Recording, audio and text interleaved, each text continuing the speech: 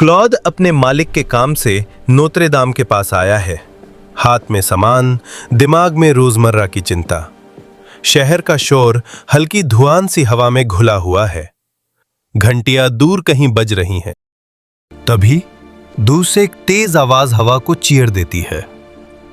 आज की ताजा सुन लो 5 मई को एक एस्टेट्स की महासभा बुलाई गई है। राजा ने बुलाया है एस्टेट जनरल। फैसला होगा देश का, करों पर चर्चा होगी। ये खबर क्लॉड के लिए नई थी, बिल्कुल अनसुनी। उसका मन अचानक बेचैन हो उठा। काम की जल्दी अब पीछे छूट चुकी थी। वो जानना चाहता था आखिर ऐसा क्या होने वाला है, और उसी उत्सुकता में क्लॉड ने लड़के से अखबार खरीद लिया। लड़के जरा एक अखबार देना।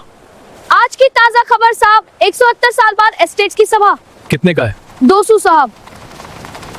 आसपास लोग पढ़ रहे थे, कुछ उम्मीद में, कुछ संदेह में। लेकिन क्लॉड के चेहरे पर सिर्फ एक सवाल था, क्या इस बार सच में कुछ बदलेगा? पास खड़ा एक बूढ़ा आदमी भी अखबार खरीदना चाहता था, लेकिन शायद उसकी जेब खाली थी। कुछ पल वह हिचकिचाता रहा, फिर धीरे से क्लॉड के पास आकर खड़ा हो गया। अब वह भी उसी अखबार की पंक्तियों में झांक रहा था, जैसे उसमें अपना भविष्य ढूंढ रहा हो। 175 साल बाद स्टेट जनरल। बेटा, इतने सालों में कभी किसी ने हमसे नहीं पूछा। शायद इस बार पूछें। पूछेंगे या फिर बस बताएंगे?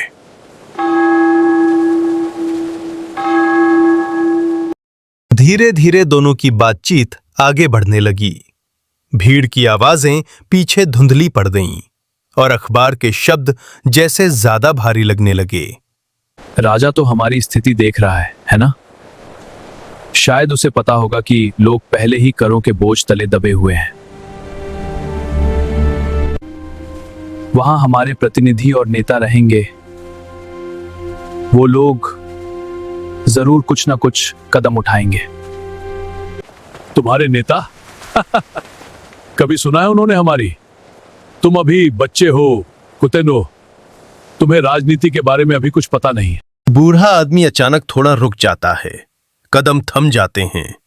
वो गहरी सांस लेता है और फिर कहता है, जो राजा चाहता है वही होता है। मतलब हमारे नेता कुछ नहीं कर सकते? कर सकते हैं, सभा में खड़े होकर भाषण देंगे और अंत में ताली बजाएंगे। बूढ़ा आदमी अचानक कदम तेज कर देता है।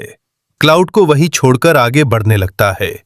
चलते चलते वह बिना पीछे देखे कहता है, मैं चलता हूं। इन राज दरबार की चालों के लिए मेरे पास वक्त नहीं है।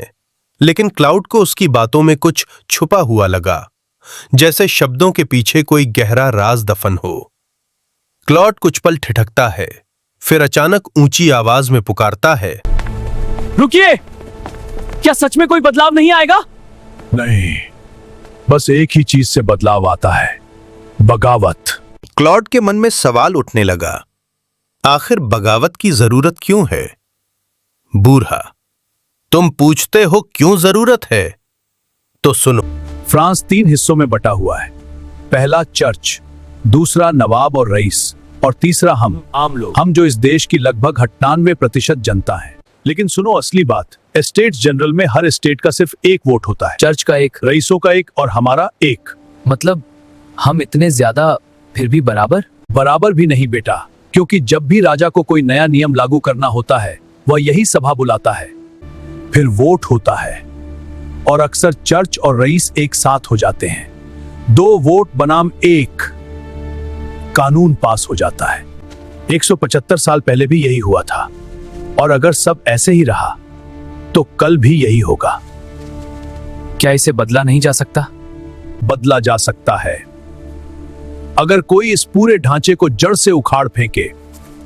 अब देखना यह है कौन ऐसा करने की हिम्मत करेगा। आखिरकार लंबी बातचीत के बाद दोनों ने एक दूसरे की ओर आखिरी बार देखा और फिर चुपचाप अपने अपने रास्ते चल पड़े।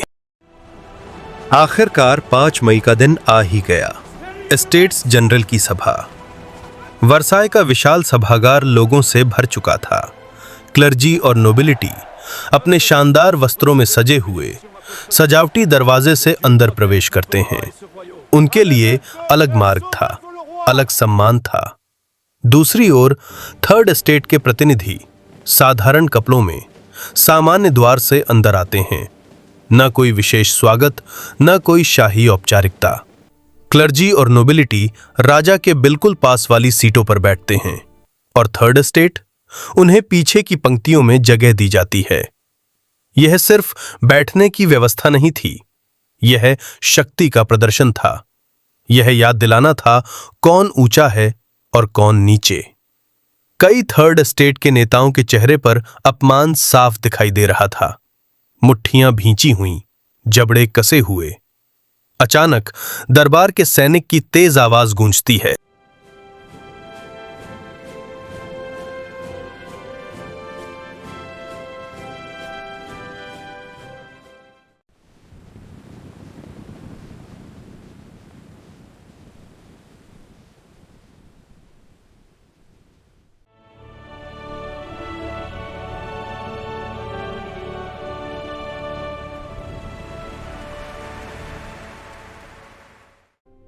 कृपया सब बैठ जाएं।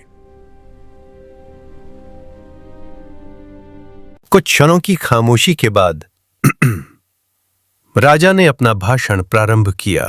फ्रांस वर्तमान में गहन आर्थिक संकट से गुजर रहा है। राष्ट्र की स्थिरता और भविष्य की रक्षा हेतु हमें नए करों और संरचनात्मक सुधारों को स्वीकार करना होगा। बैठक में एक प्रस्ताव रखा गया। फ्रांस का कर्ज चुकाने के लिए टैक्स बढ़ाया जाए।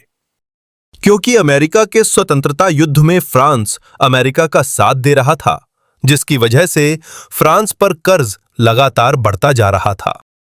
चैंडिलियर्स की रोशनी चमक रही थी, लेकिन आवाज बिल्कुल बंद। क्लर्जी और नोबिलिटी के चेहरों पर घबराहट नहीं थी। उनके लिए यह सिर्फ एक फॉर्मल प्रक्रिया थी, क्योंकि सच ये था, चर्च और नोबिलिटी पहले से ही अधिकतर करों से मुक्त थे। उन पर नए करों का बोझ लगभग नहीं पड़ता। उनके लिए यह फैसला सिर्फ राजनीति था।